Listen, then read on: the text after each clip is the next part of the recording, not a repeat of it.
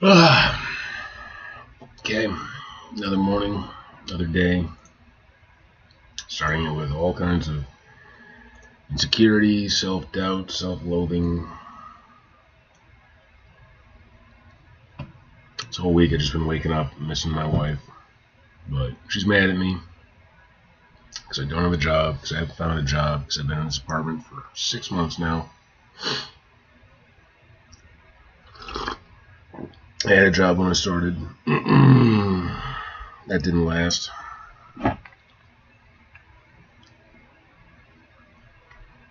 And now she's pissed. Can't really blame her, but she's pissed.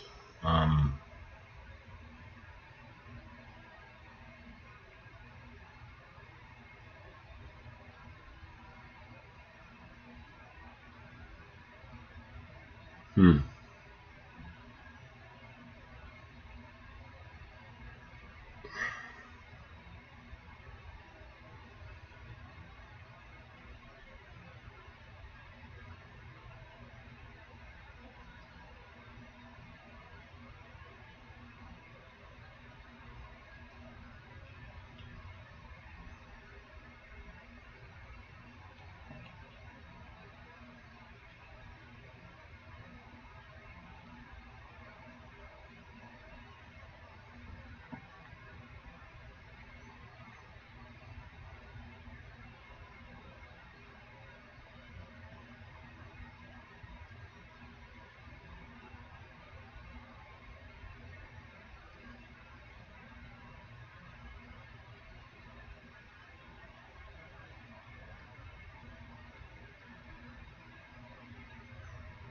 Sorry, distracted by my phone.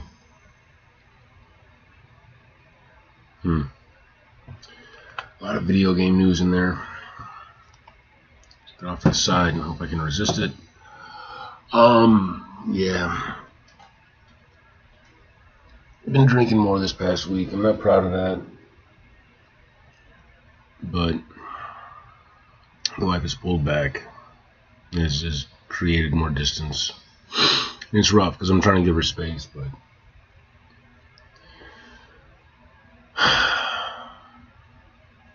she's genuinely mad that I haven't found a job. And I apply for shit every single day. Every single fucking day. I'm scrolling through the email box and going through jobs. I'm applying to crap. But I do feel like my spirit is broken as far as the job search goes. I've been turned down for so many. I've applied for hundreds of jobs. I am 44 years old, and I have a terrible job record. I've never worked any place longer than 5 years. 3 years is a good average for me, but whenever I hit 3 years at a place, I know I'm not going to last that much longer.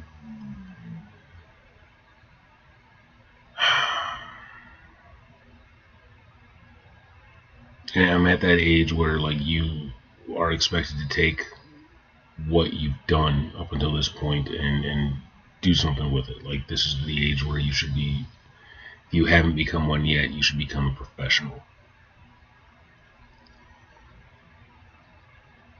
And what I know is stories and plots and progressions and writing and character development. That's what I know.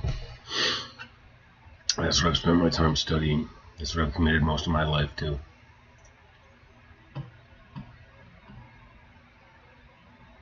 And the person who always said they would help me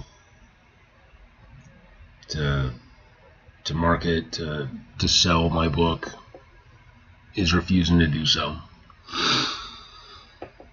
Even though even before page 1, like I state, the book is dedicated to her.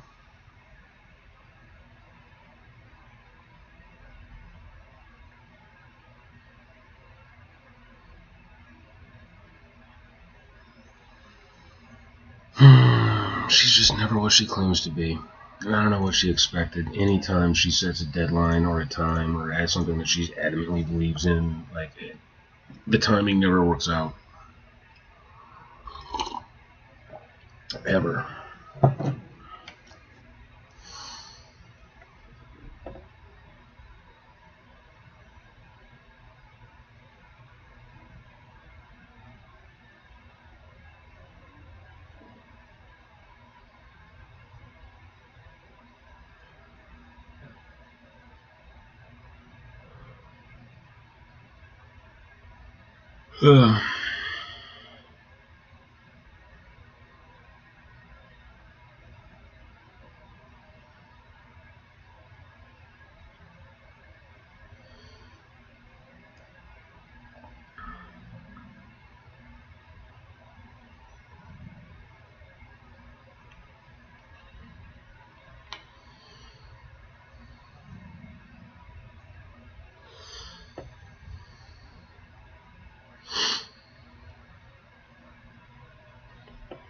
Now, we left off. We didn't really excuse Sathriel or anything like that, so the chapter might need something different, the last one. Actually,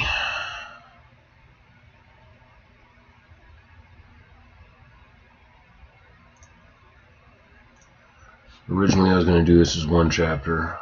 Maybe I should keep thinking about it as one chapter. I just start writing it like it's another chapter. Like, I hate it when writers use chapter breaks to interrupt a scene. Like, I was reading His Lost Light in Luna again last night. I got like to the midway point of the book. And other than some annoying repetitions and stuff like that, one thing that really bugged me about it in last night's read is the chapter breaks. Like, it's I think the longest chapter in the book is like 5 pages. And it keeps interrupting scenes with chapter breaks. And it's like, no, this is all happening in the same time and place. Like, temporally, we've gone from one moment to the next, and you put a chapter break in there. That doesn't feel necessary. And then there are flashbacks as well.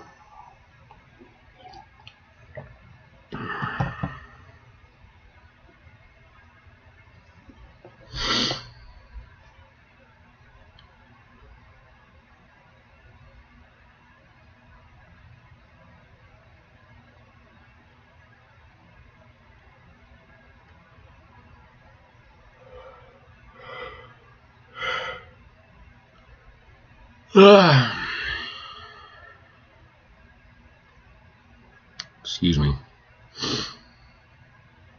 Now I could just do like that to show the break, but I hate that stuff. I hate throwing those symbols in there.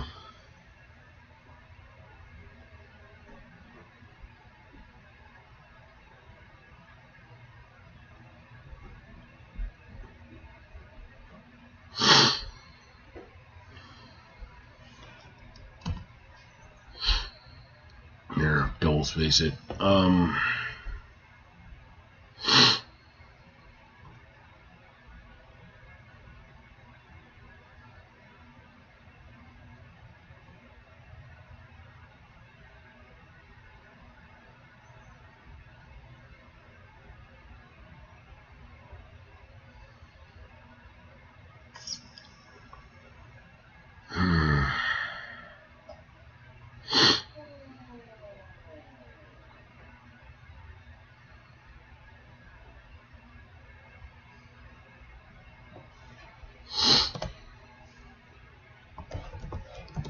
After his Inquisition,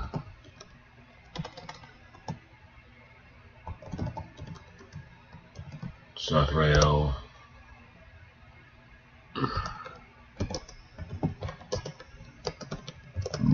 in his long silken robes like a shadow.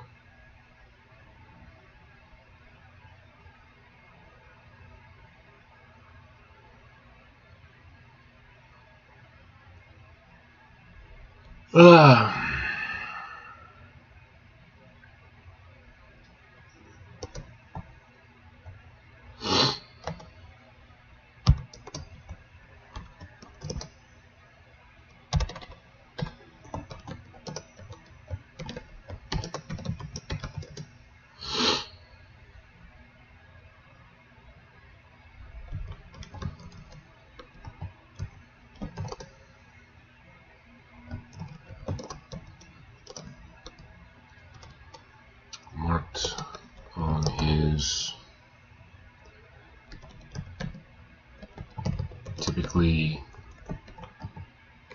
unreadable face.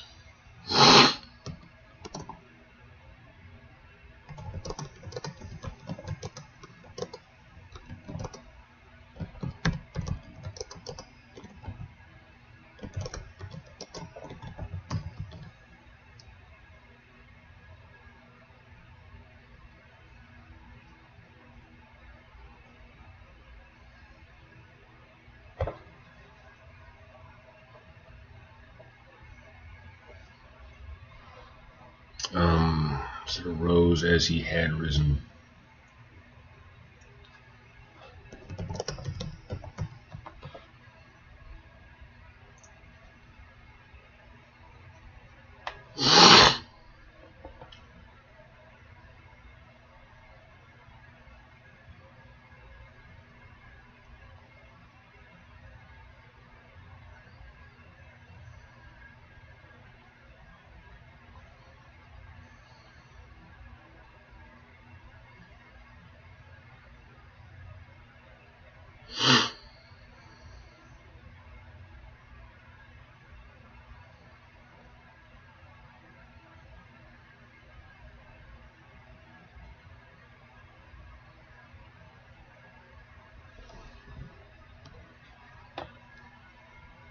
After he had risen, he had slipped a glance to Garrett.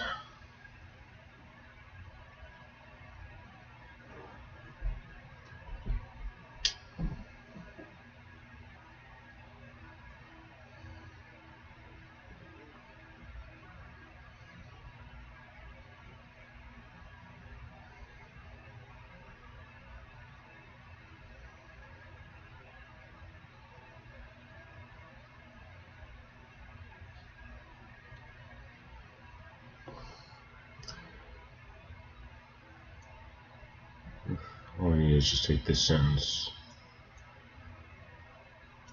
leave that down there.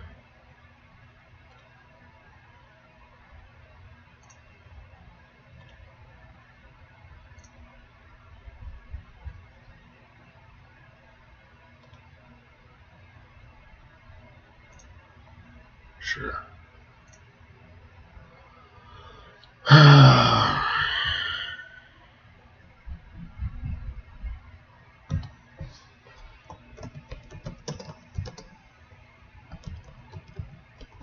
The apothecary gone. Garth next called for Doctor Perival himself. He had determined not to allow the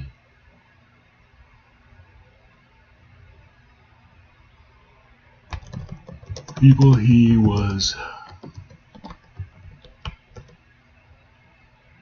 interviewing, people he was questioning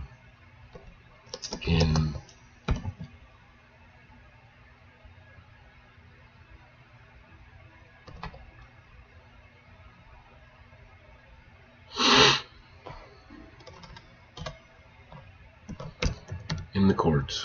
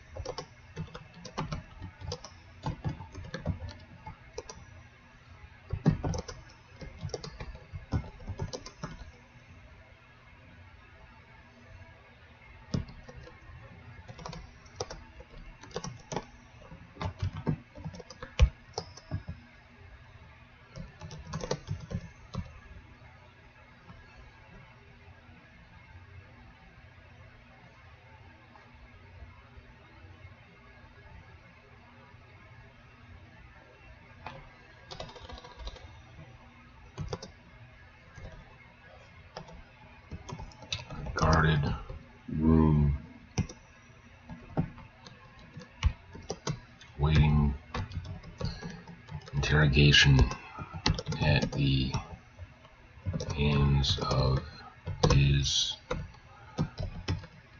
unscrupulous brother.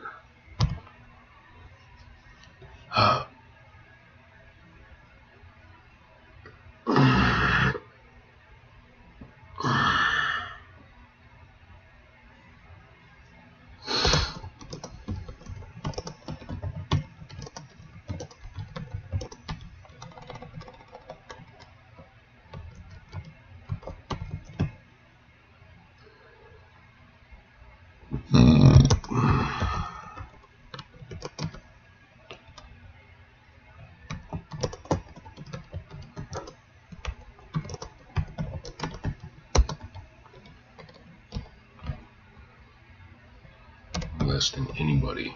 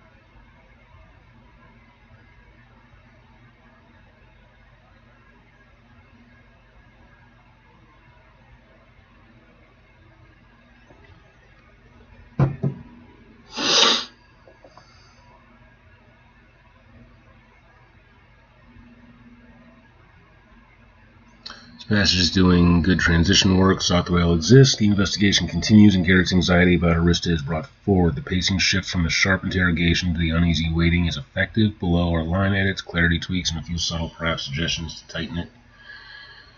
Sothrael's exit, this is good, slid away in his long silken robe like a shadow. It reinforces his quiet, controlled presence. He entered the scene calmly and exits the same way. The added detail is discussed. The experience marked his typically unreadable face also works well. It tells us the interrogation truly irritated him. Garrett's anxiety, this section works nicely.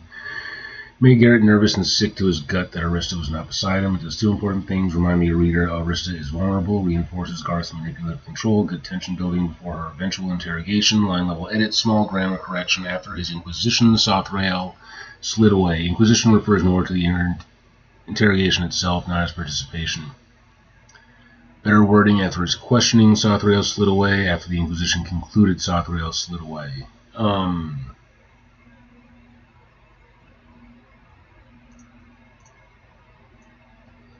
Let's do questioning.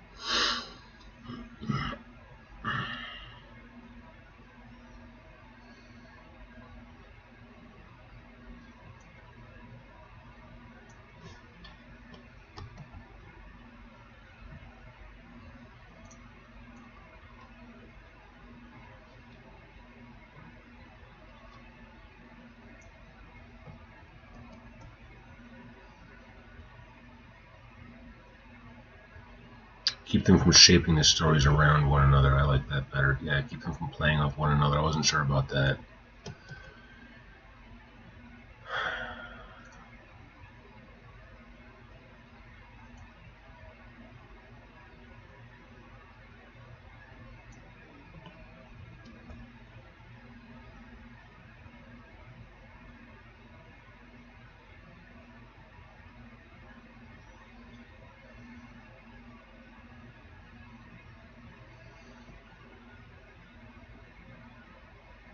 And that's fact of the day. Your memory is a liar. Scientists prove your memories can be written by someone else. Yeah. Yup. My wife certainly proves that over and over and over again.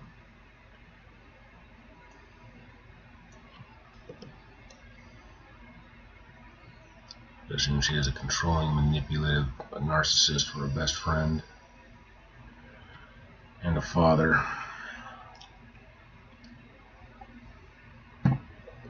At first, Garrett protested, explaining that Arista knew less than anybody, but Garth wouldn't hear it.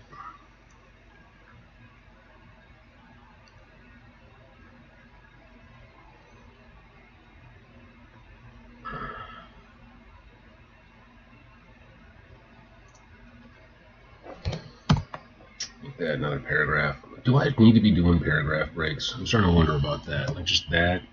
Am I really missing out not having that? Ugh.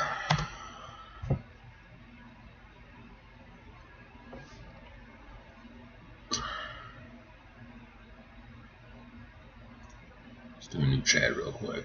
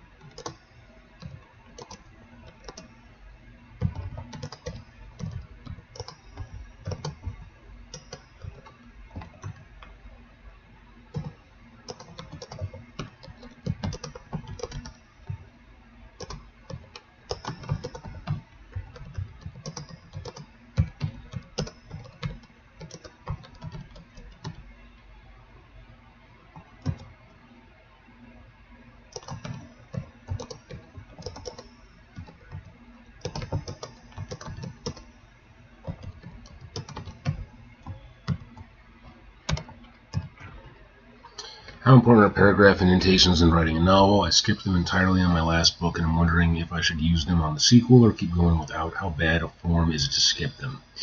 So the book I was reading last night uses paragraph indentations, and it has the short paragraphs that are broken up, like I use in a lot of my writing. And that's part of the reason why I don't use the indentations, is if I have a whole paragraph that's only going to be like 3 words at a time, I don't see the point in like moving it over 5 spaces. Short answer, paragraph indentation still matters in traditional novel formatting, but skipping it isn't automatically wrong, especially depending on how the book is published. The key issue isn't indentation itself, it's how the reader visually recognizes a new paragraph. There are 2 standard systems used in publishing.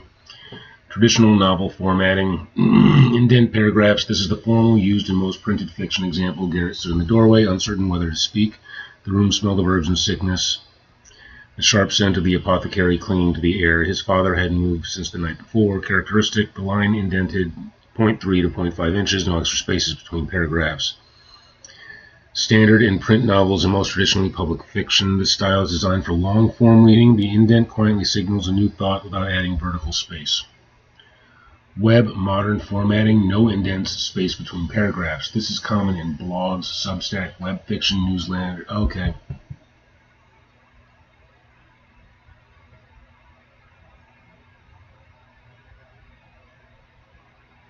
This is optimized for screens where vertical spacing improves readability. So how bad is it to skip indents?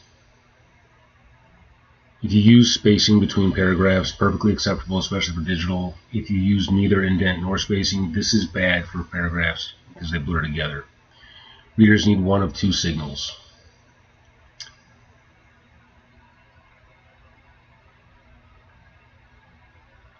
What most novelists do: manuscripts for agents and editors, indented paragraphs; printed novels, indented paragraphs; web, Substack, Kindle, indie formatting, usually spaced paragraphs. Since you're doing Substack and indie publishing, the no indent spacing style is actually very common and reader friendly. One small exception, even in indented novels, the first paragraph after a chapter break is usually not indented.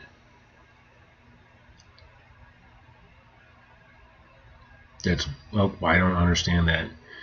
My recommendation for your books, since given that you're publishing independently, building an online audience, posting on Substack, I would recommend no indent plus space between paragraphs. It will match your Substack posts, look better on phones, keep formatting simple across platforms. A bigger formatting tip most writers miss: the bigger readability killer is actually giant paragraphs. Readers today prefer 2 to 5 sentence paragraphs, especially in dialogue and action. Your writing style with quick exchanges between characters like Jost and Verity. It's so funny it keeps referencing that other book. That's all it has saves. Already benefits from shorter paragraphs, which is great for modern readers. I haven't even written a Verity scene yet using ChatGPT to help. If you like, I can also show you 3 formatting tricks professional novelists use that instantly make books feel more polished. They're subtle, but editors notice them immediately. And there's an ad. I'm doing the ad thing. Okay. Alright, I'm going to delete that conversation. I don't need it. Go back to the 5.5 outline, even though I'm on 6. Just had to ask. So I think what I'm going to do is keep going, no paragraphs, and then go through and indent all of them when I save it over for the book, for the printed book. That's just one more thing to do during the editing process. And that'll be fun. I'm going to get more coffee and use the facilities. I'll be back.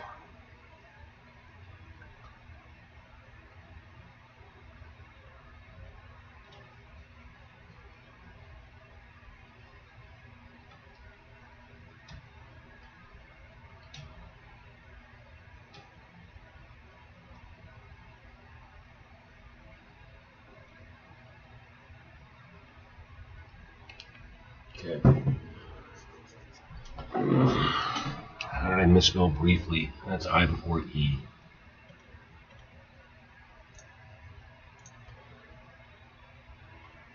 Let's see. Another ad. Fuck. Audiobooks. Audible. I should see about getting my stuff on Audible. Let's see. This line is good. It lacked. Let's see. Door sequence. You repeat open twice in one sentence. Okay, that's not good.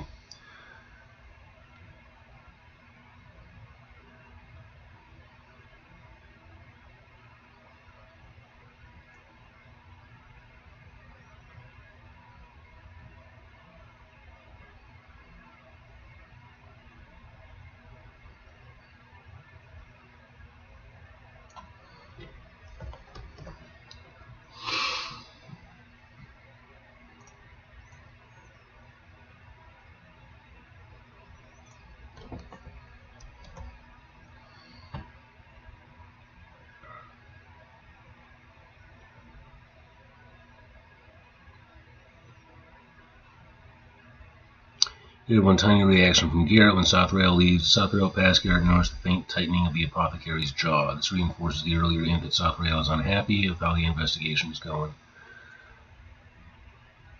And it keeps Garrett in the story.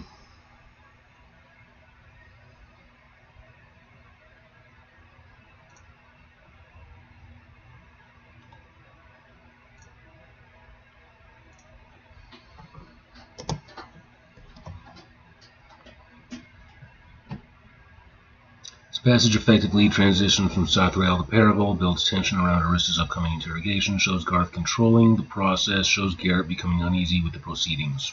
Yeah, it's exactly what you want from a transitional courtroom moment. The scene reads like a calm before the next escalation. You've moved from Sothrail's clinical testimony to political maneuvering toward Arista's much more dangerous interrogation. Tension is ramping in the right direction. If you'd like, I can show you a really effective way to make Arista's entrance into the court feel dramatically different from the others, something that would instantly shift the mood from the room when she appears. Well, that's days away. Audible, #1 in audiobooks.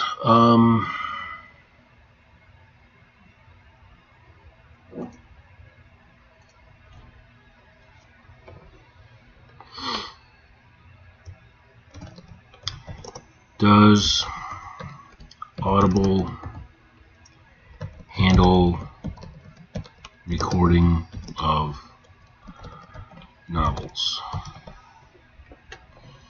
Yes, Audible does handle the recording of novels. Authors can publish their novels on Audible, allowing them to reach a wider audience through audio formats. The process involves preparing the manuscript, recording it, and then uploading it to Audible, or through the audio book creation exchange. Audible provides guidelines and support for authors to ensure the audios meet quality standards.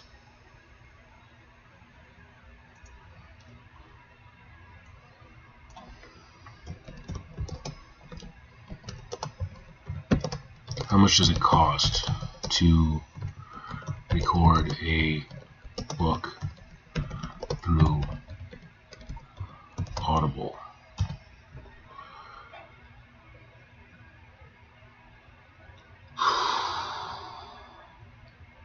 Cost to record a book through Audible can vary significantly based on several factors. Longer books typically cost more to produce, with a budget ranging from $2,000 to $4,000 for a typical novel-length book.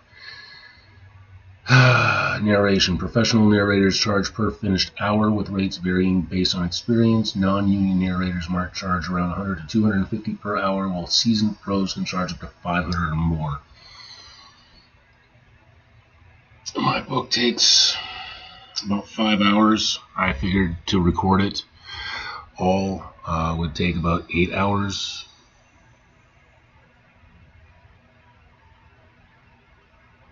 Editing and mastering can add to the overall cost, often bundled with narration. Distribution. The platform you choose can affect distribution fees, royalties. The total cost can range from $2,000 to $4,000 or more, depending on the length, narration quality, and other factors.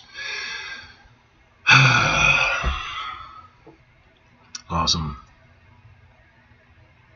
Money I have, but also don't have.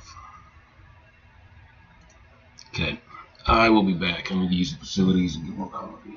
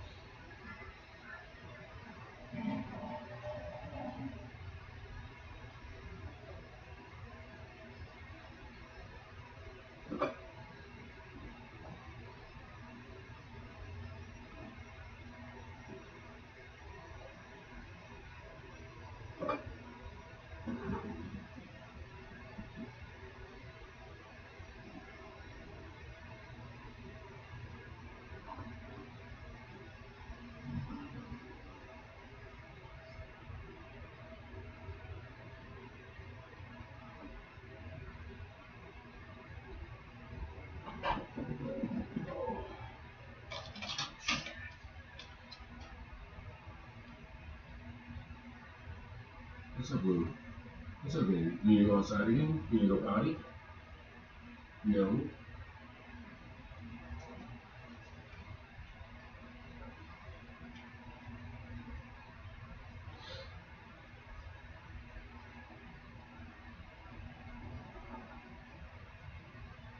Shh.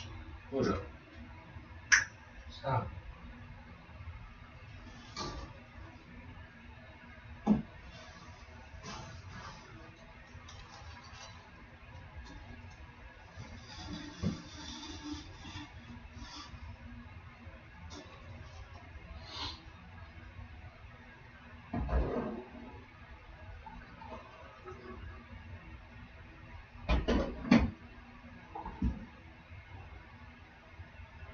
Hey, buddy.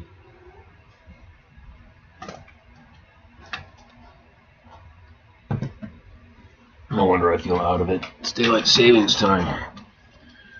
So I actually got up an hour earlier. That explains a lot.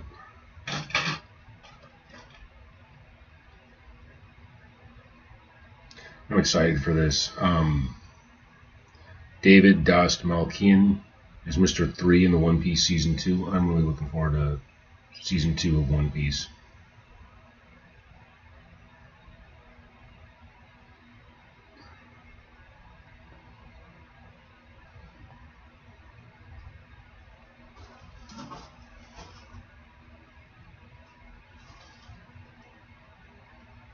I'm so disappointed in myself when it comes to promoting the first book. Like, I thought I had to mark a little box that said adult content on it when I was doing the publishing on KDP, which means I didn't get presented, which means the whole point of going on KDP was fucking wasted. Let's see, real quick, see if I managed to sell any copies.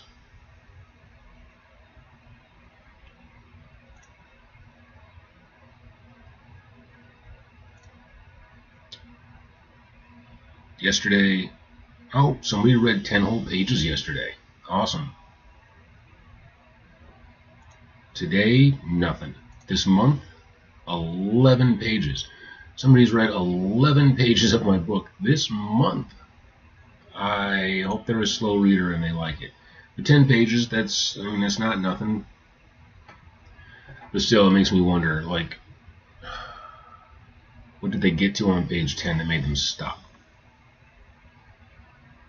Which means this month, I have made 4 cents off my book so far. 4 cents. 10 pages, that's got to be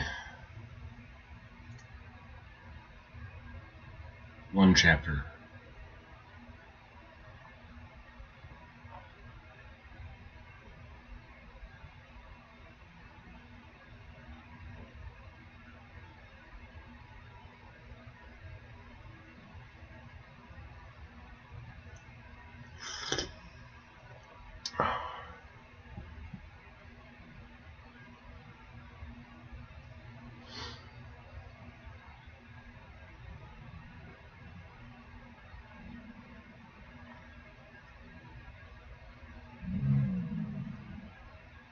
Okay, great.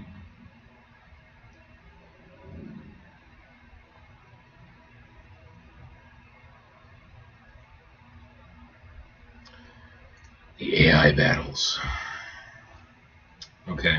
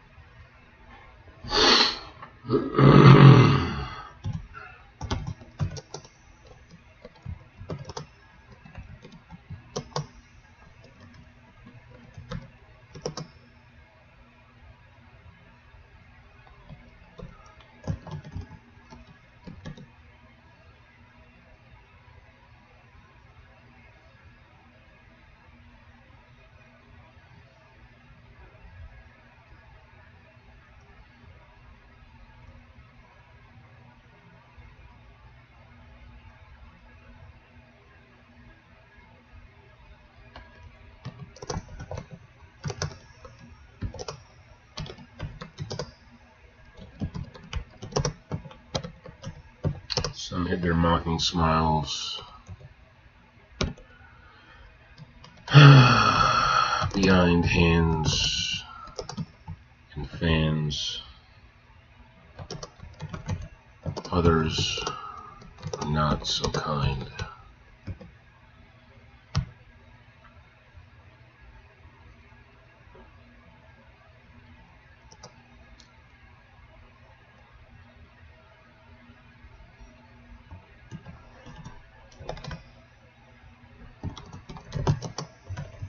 There were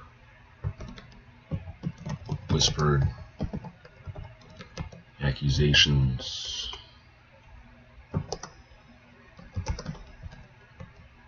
faults,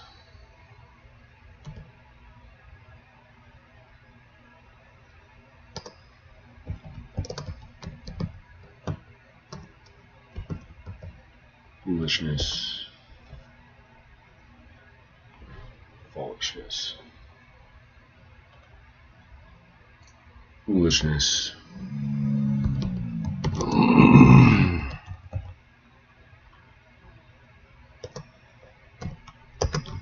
Wafted on the air like too much perfume.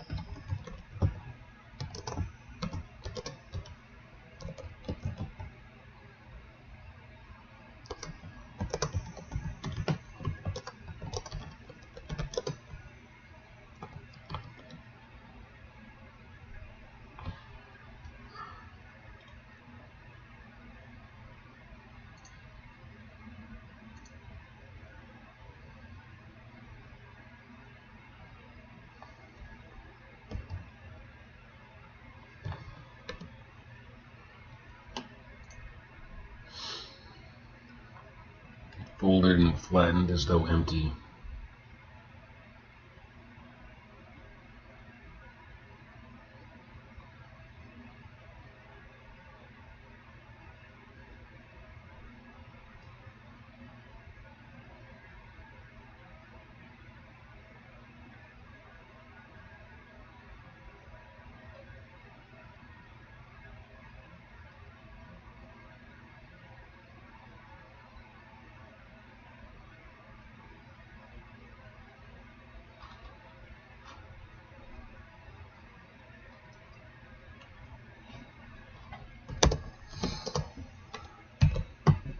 Brown leather satchel serving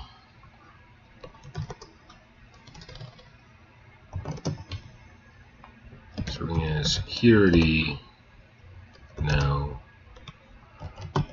instead of holding its typical drinking concoctions. Did spell that right.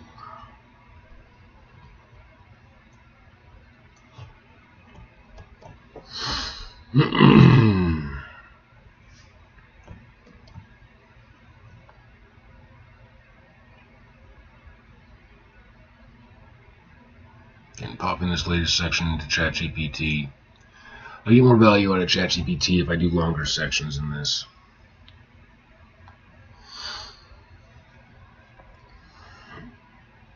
Like, you can pop in a page and get notes back.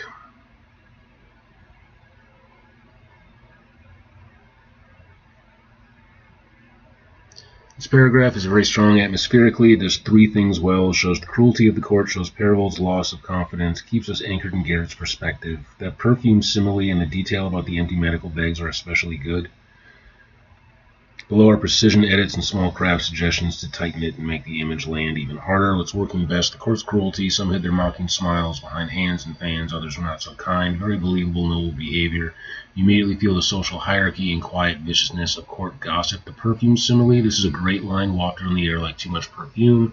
Conveys artificial politeness, suffocating gossip, aristocratic setting. Nice choice. The medical bag detail. This is the strongest moment in the paragraph. It folded and flattened is now empty. The image tells us everything. Perival came unprepared, or was stripped of his tools, or feels powerless. It's very good visual storytelling. Slight wording smoothness. You might sharpen slightly. The nobles began murmuring at once instead of instantly. Yeah.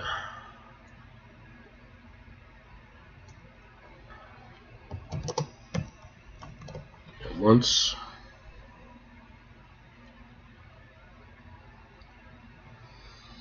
You repeat others here. Some hid their mocking smiles, others were not so kind. Some hid their mocking smiles behind hands, others made no effort at all.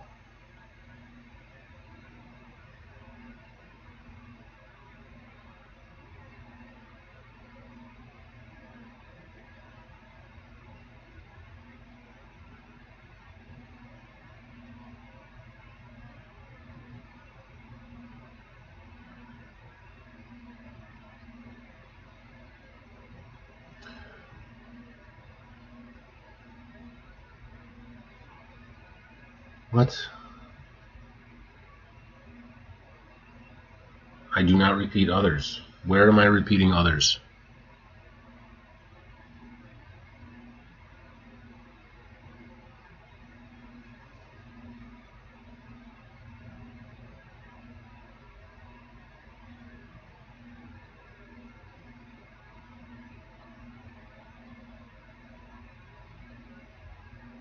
Okay.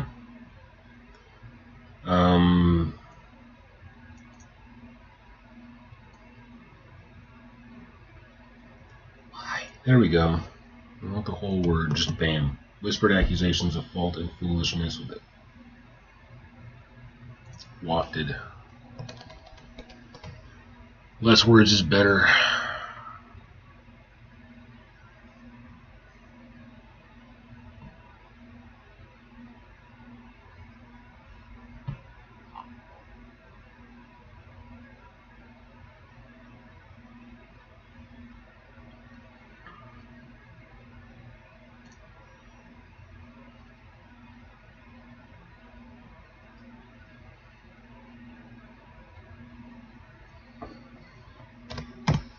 We got another paragraph.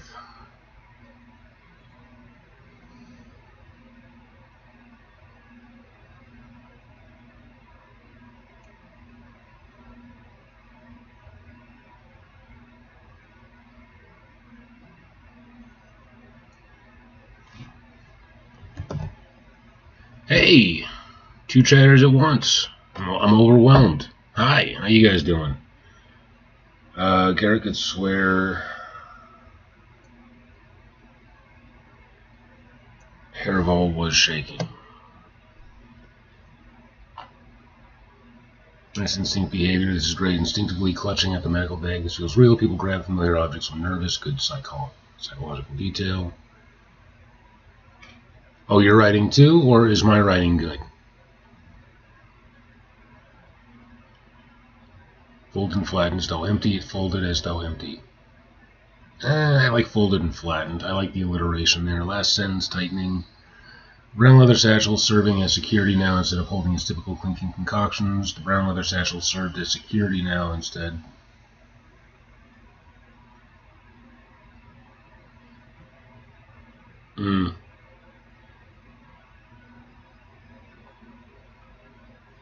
Well, thank you very much.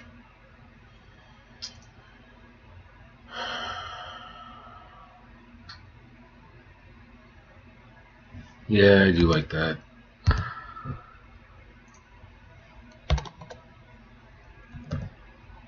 Served as security now instead of holding its typical clinking concoctions.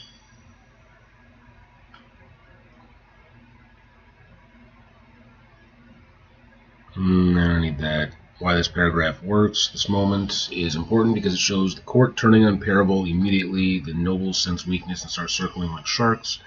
That reinforces a key theme of the scene. The court is not seeking truth, it is seeking someone to blame, which ties beautifully into Garth's manipulation, Yggdra's scapegoating, Arista's looming danger, final impression. The paragraph has excellent texture, social cruelty, nervous body language, sensory detail, character perspective. Yeah, my POV character is sitting in the audience here, and I'm having a hard time making sure that he's tied into the action that's going on. I have a really bad habit of writing POV characters that can disappear into scenes, and we forget that we're seeing things from their perspective. It reads like a very believable medieval court environment. If you want, I can also show you a small trick that would make the nobles feel even more predatory during this interrogation without adding extra dialogue. It's a technique often used in courtroom drama and political fantasy. No. Garrett could swear Perival was shaking. How did I lose shaking? As he instinctively clutched at the medical bag he always carried, folded and flattened as though empty. The brown leather satchel served as security now instead of holding its typical clinking concoctions.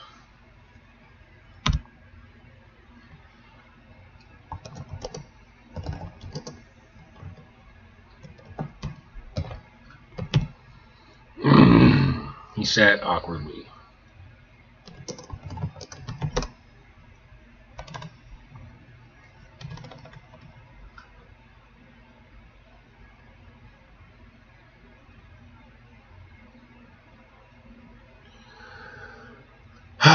He sat awkwardly. That doesn't say a lot, and I do like to use the word awkward a lot. How did he sit awkwardly? I'm picturing like a Kramer type moment where he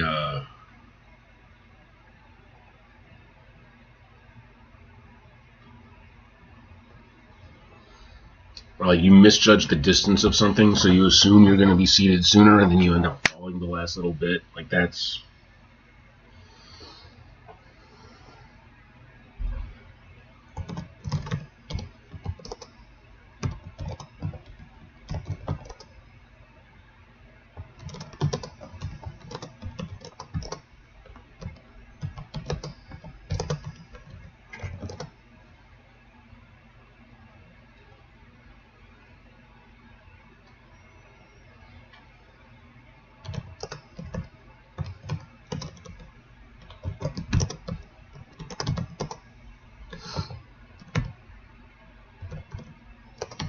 Like you misjudge the distance and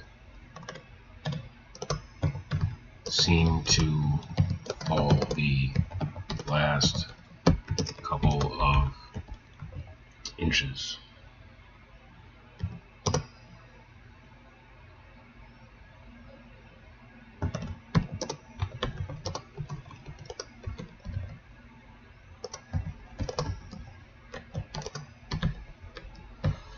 His eyes were wide and almost timid.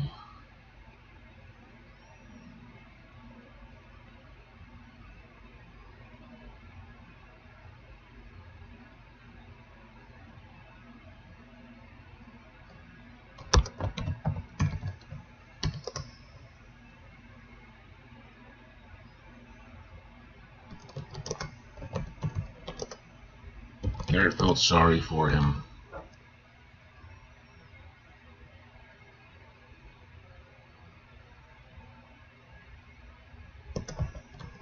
Seeing him stripped of his usual pride.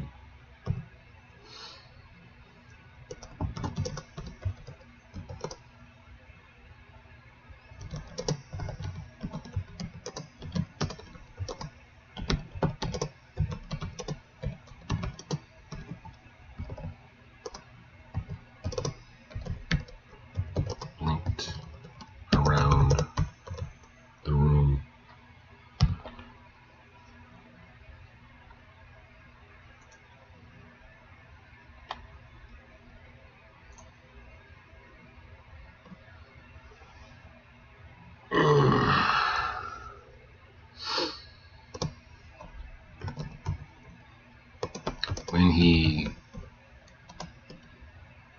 caught sight of Lady Isolde,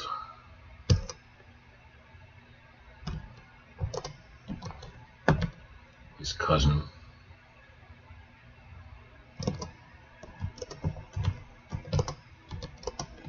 seemed to calm. Let's get rid of weak speak. He calmed enough to breathe.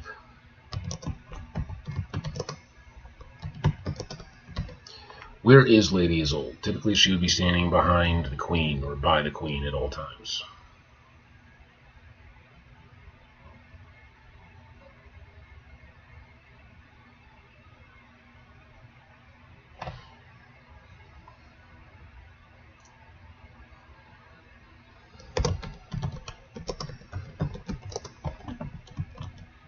Sitting beside Garrett, he calmed enough to breathe.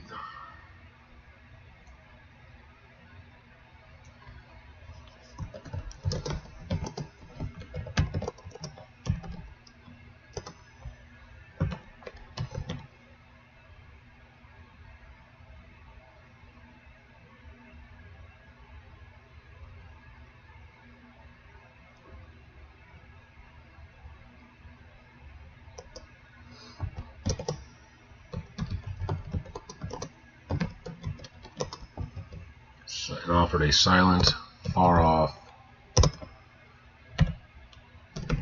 hush.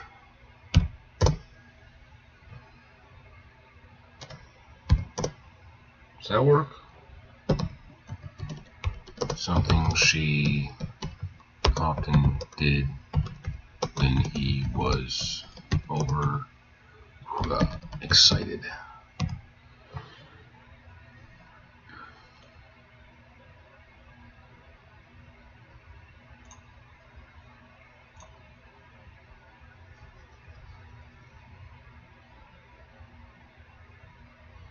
He said awkwardly,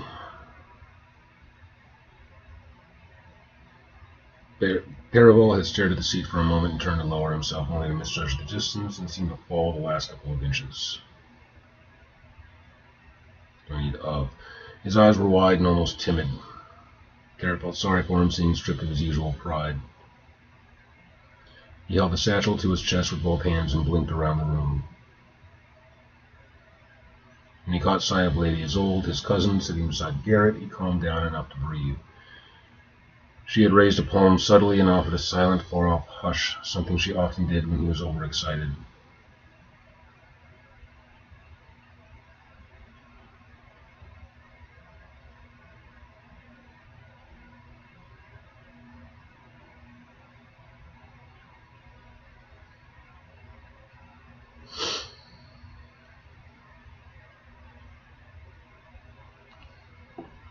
Alright, now we get into the actual Inquisition of Dr. Perival. It's a little less than 400 words so far this morning. And an hour in. Great.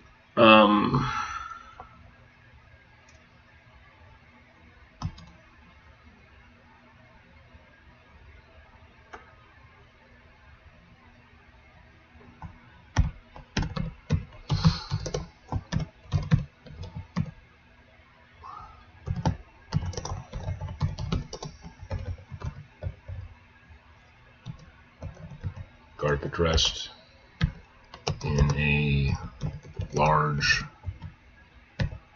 I want to use grandstanding again. It's so weird. Like, you find a word that you like using in a section, and then your brain is like, I like that word, and then it'll keep looping back to it. That verbal repetition. I can't use grandstanding again.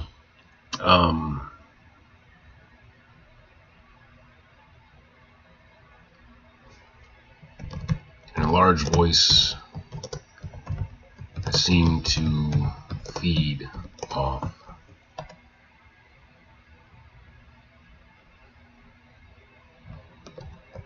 his subjects'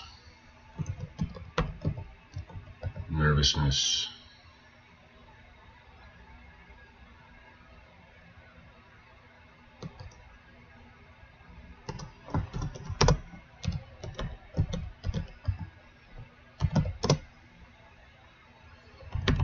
physician's eyes snapped forward. Physician's eyes snapped forward as the breath again swelled in his narrow chest.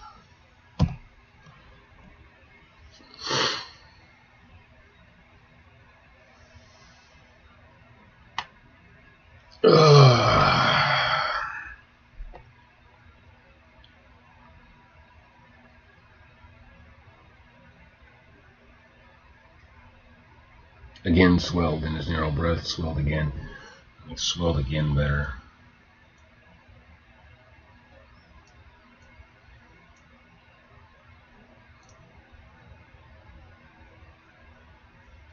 I'm gonna top off my coffee cup. Plebeianization. It's an interesting title. Plebeianization. The process of becoming a plebeian.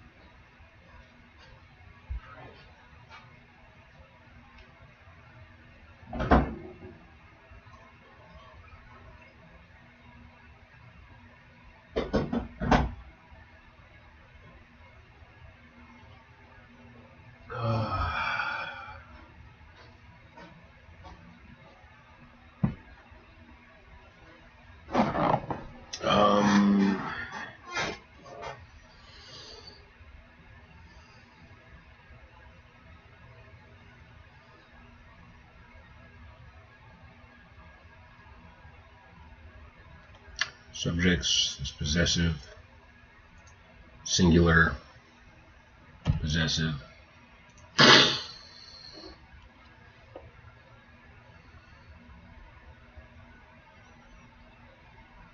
It's two possessives in two sentences in a row.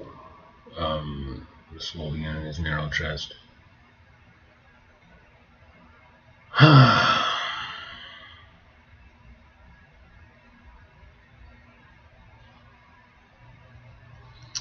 Now, I want Garth to come off as arrogant at first, but seem like he's, like, at least in his own mind, like he's trying to be benevolent. Like he's softening up a little bit. He's far less accusatory to the doctor than he was to the apothecary.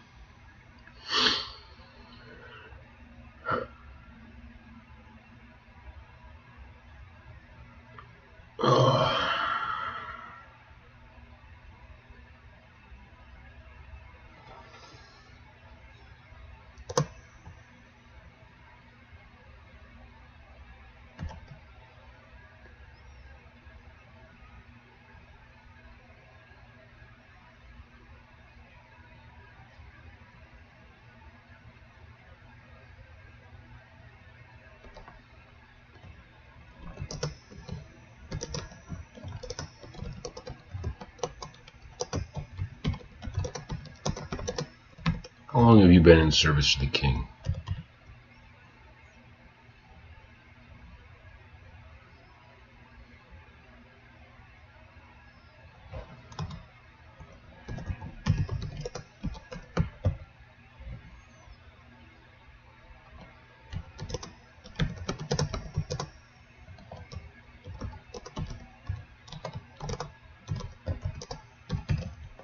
Garrett couldn't fight the scoff that rose from his throat.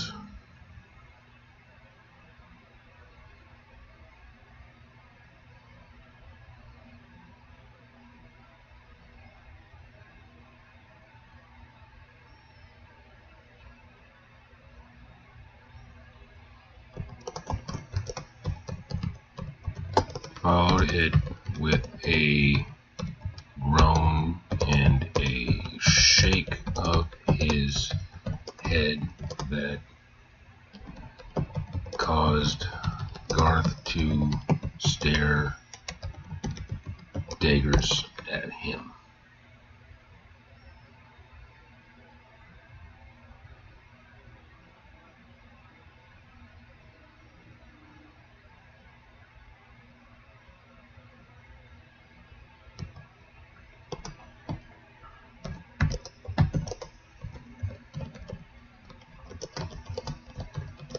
was questioning the very same doctor that had delivered all of them like he was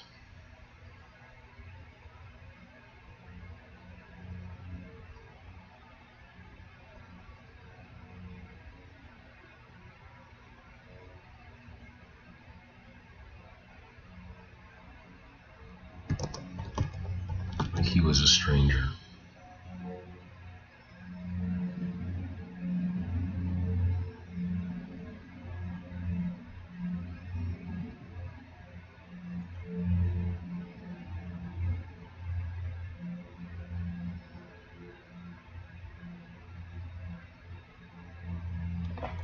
Okay.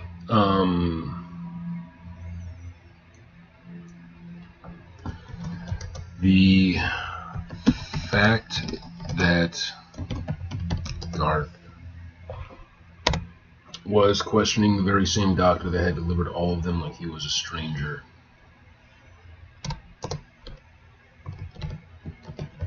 irritated him.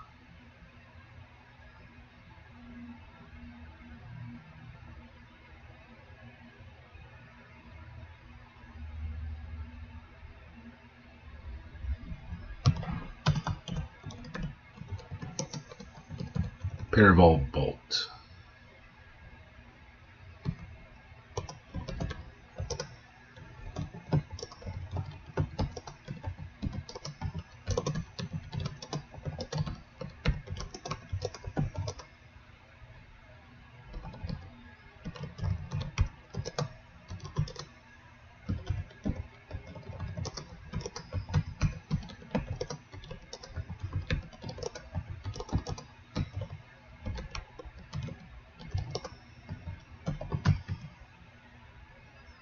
To arrive at a definitive answer.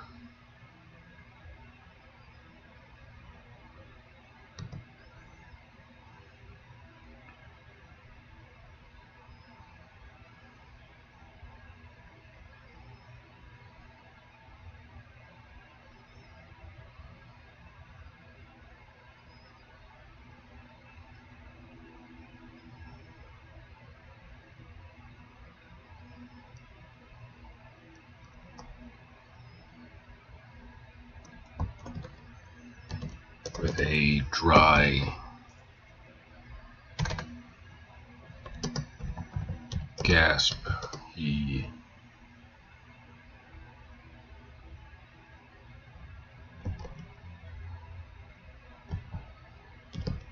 finally responded.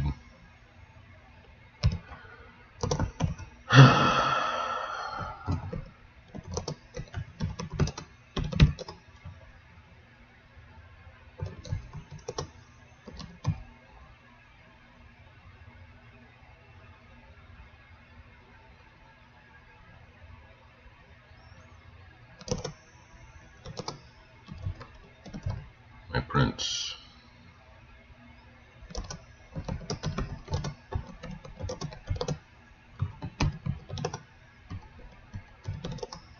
So that would be nearly 50 years now. At least.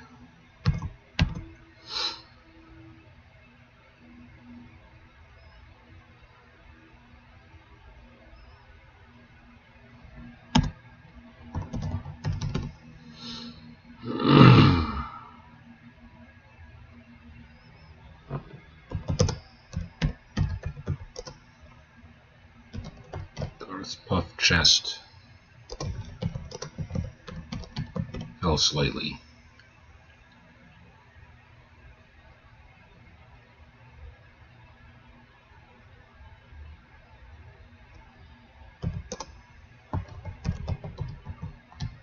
Apparently, a simple implication of his age was enough to take some of the wind out of him. Air, not wind. Some of the air out of him. And I misspelled apparently.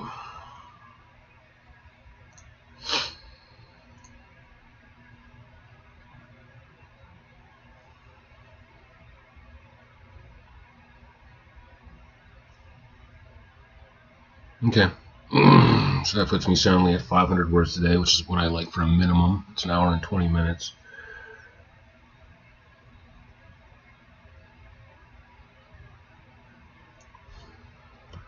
Do another quick ego check. Pop this into ChatGPT to see how it is and what little refinements I can make. It's a big part of how I stay on track. Even though it's slow because this chat is going long. I've been doing it for a few chapters. And while that's processing, I'm going to feed my rabbit real quick. I haven't done that yet. Let's see. The scene continues to work very well. We're doing a nice job showing Perival's collapse under pressure, the predatory nature of the court, and Garrett's growing frustration with Carr's performance of authority. The character beats are clear and believable. Below are tight line edits, clarity tweaks, and a couple of small craft notes to polish the passage while keeping your tone intact. And we're just getting into the Inquisition of Doctor Perival. Alright, well, switch it bed.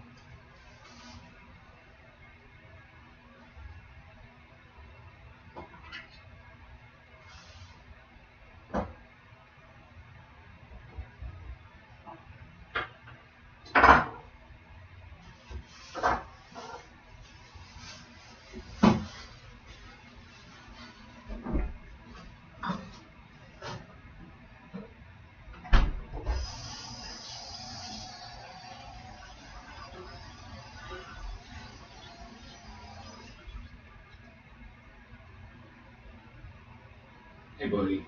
Here you go. Here's your carrot top.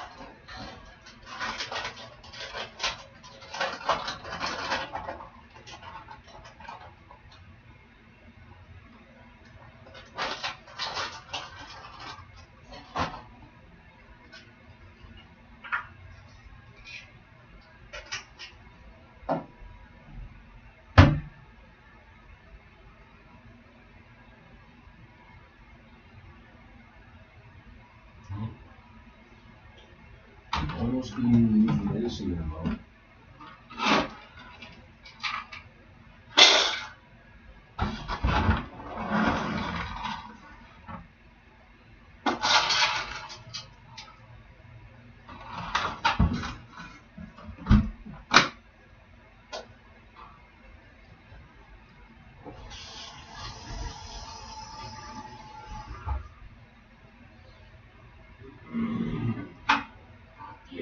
Should pill the good girl.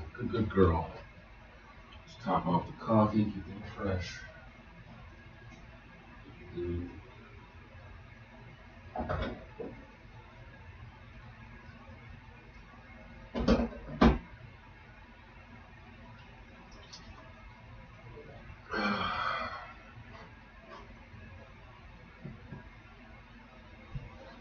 All right.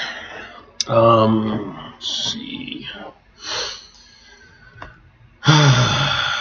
You're doing a nice job showing Perival's collapse under pressure, the predatory nature of the court, and Garrett's growing frustration with Garth's performance of authority. The character beats are clear and believable below our tight line edits, clarity tweaks, and a couple small craft notes to polish the passage while keeping your tone intact.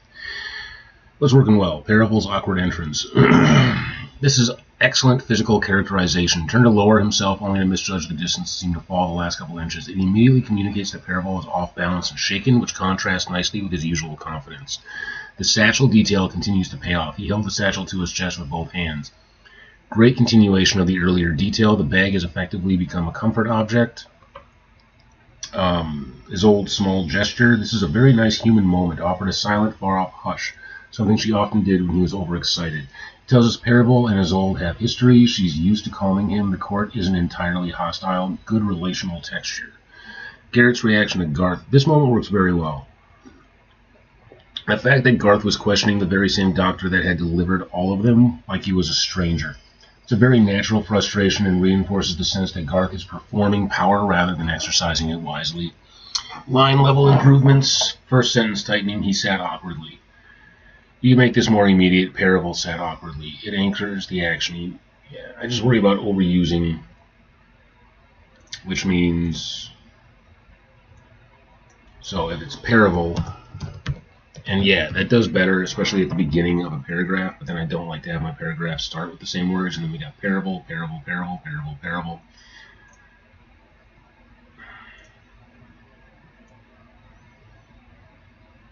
Which means this sentence automatically has to become he, so I'm not doubling up and repeating. I hate pointless repetition. Like, repetition is fine as long as it's poetic and it serves a purpose, but other than that, you really want to guard against it because you end up wearing down the neural cluster that's associated with that word, and you want to make sure that you're delighting the brain with multiple paths that follow a logical, Sentence flow improvement. Perival had stared at the seat for a moment and turned to lower himself only to misjudge the distance and seemed to fall the last couple of inches. This sentence is a little long. You can tighten it slightly. Perival stared at the seat for a moment before turning to lower himself, only to misjudge the distance and drop the last couple. Drop seems more natural than seem to fall. Okay, yeah. I'll go ahead and copy paste that one.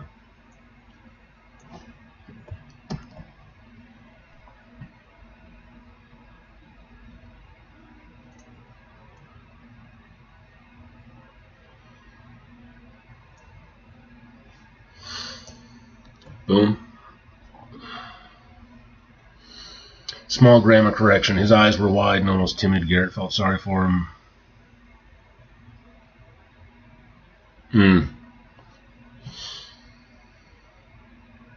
Yep.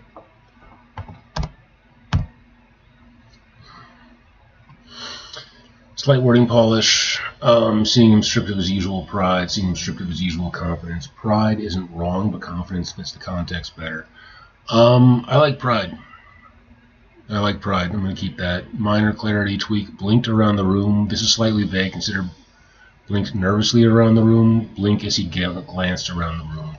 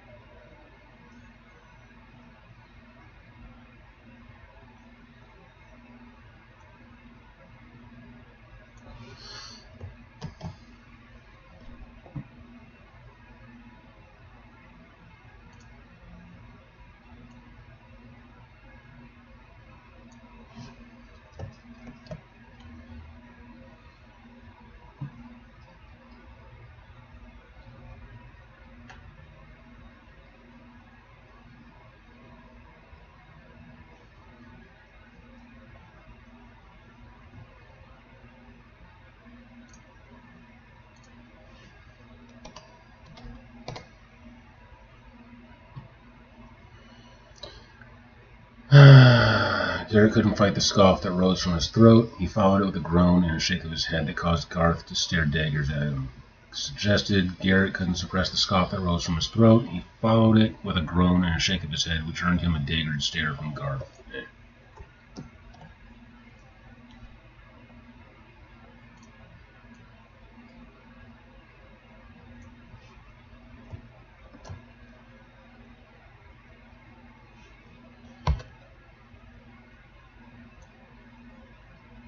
Bored? No. Okay.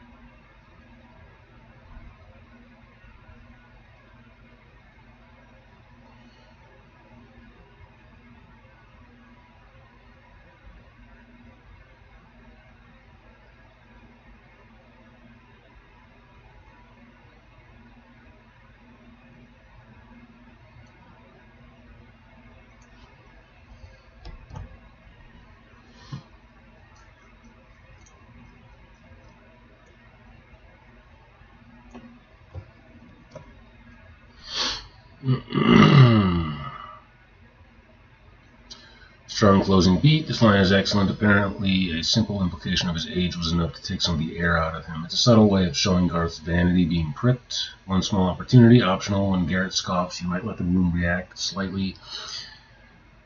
Few nobles turned at the sound. Several courtiers glanced at him in surprise. This reinforces that Garrett rarely breaks decorum.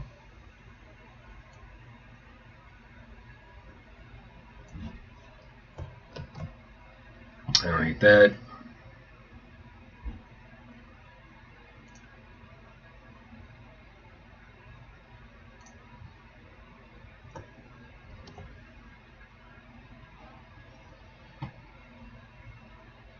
Section works very well because it shows three simultaneous tensions: Perival's humiliation, Garrett's growing irritation with Garth, Garth's fragile authority.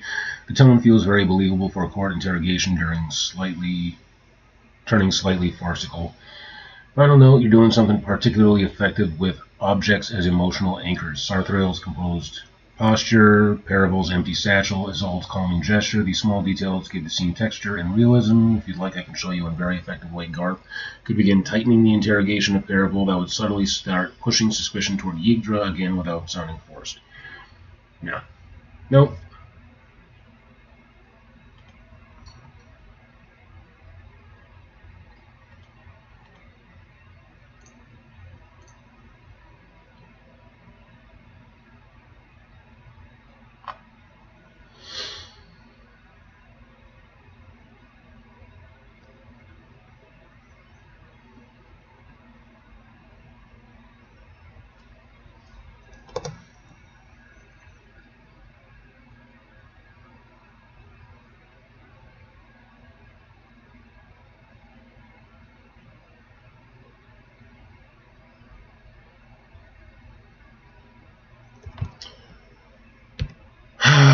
While his tone softened, there was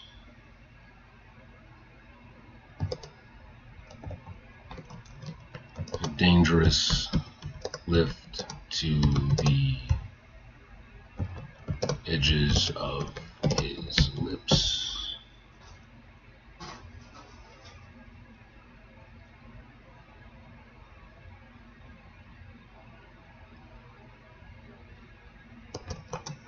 As he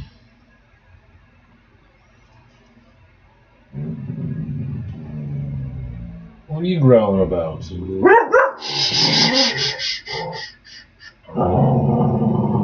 Hush. Hush, baby Lou. Hush. Yes, yes, my beastie. Good girl.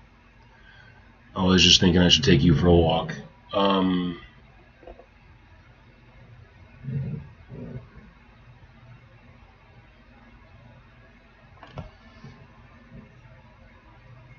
There was a dangerous lift to the edges of his lips as he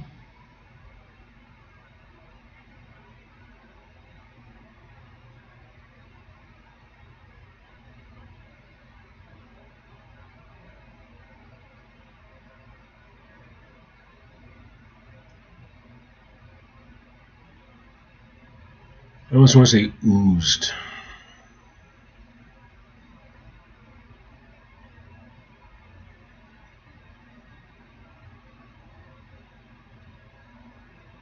As he oozed with delight, as he oozed with self-satisfaction, as he... Well, his tone softened, there was a dangerous lift to the edges of his lips as he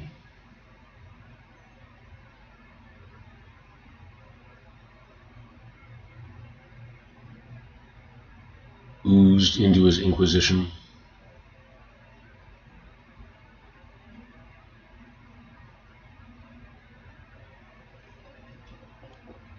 Eased would be the preferred term, but it's not eased.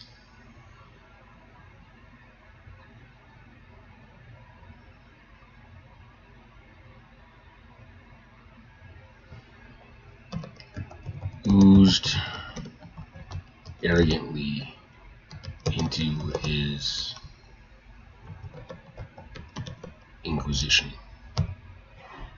Paragraph break. So that's a fun sentence. It's a little bit long, but we'll see. We'll see.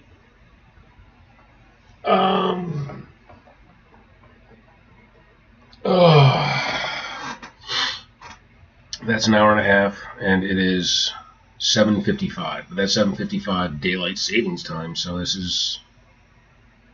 I don't know what.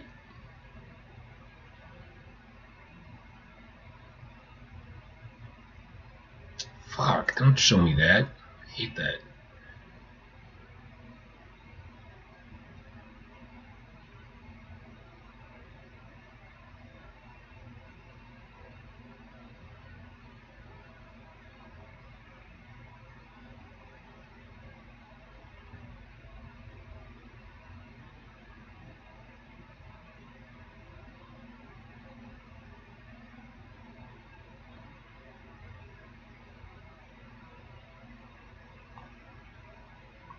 Talking about Bitcoin crashing. I got too much invested in that shit. It's sad. It's really, really sad. Yeah, I need to make money. So, I'm going to take a little break. It's almost 8 a.m., which is about when I like to walk the dog. I got over 500 words, which is a good start. I want to keep writing. I want to finish Perival section today. That's my intention, but I did a lot on setup. But I felt like I needed a good transition. Because what I did today might be part of a chapter break. Like, I could end up splitting that at some point. I don't like chapter breaks that happen within scenes. I like there to be some sort of a time skip, location skip, something. Like, I use chapter breaks for, I tend to end a lot of chapters with, like, characters going to bed. Or like, try to end on some type of, like, tension. And then start the next one on the next day.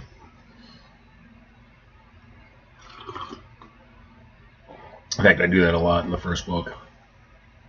But this is different. This is a different beast. I might even indent, like I was talking about earlier in the stream.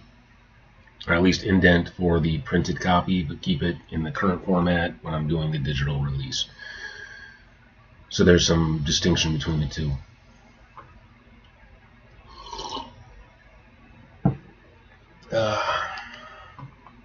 But yeah, it's almost 8 a.m. where I'm at.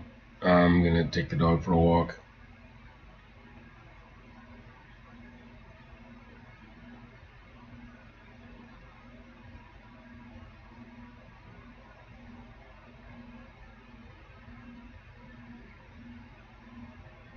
That looks really cool. Terry Pratchett, a Discworld novel, Guards. I like the artwork. I really like the artwork. I like the way the title treatment is done. I like how they make the name all fucking big. Like, I try to... If you look at my own cover...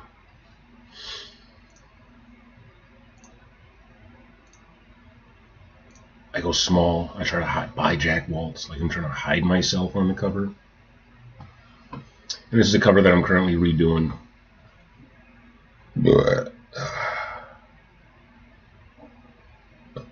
Oh, was Krita closed? No. Currently doing something new with that. Which doesn't look too bad. Like from a distance, I gotta, the hand turned out really well. It's rough, so rough if you zoom in, but it's supposed to be rough. I don't like that bump.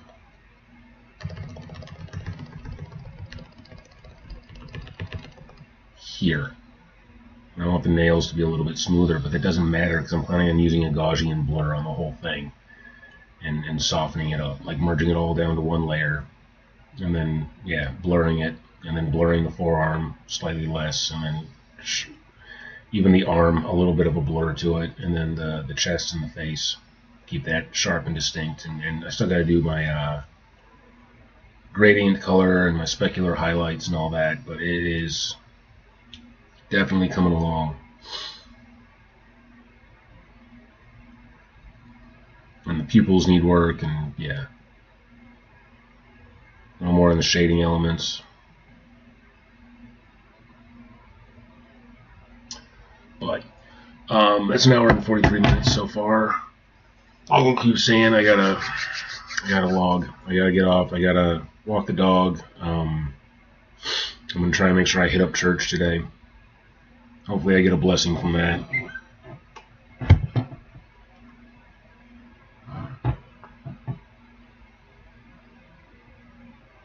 God, I hate that the wife is so pissed at me right now.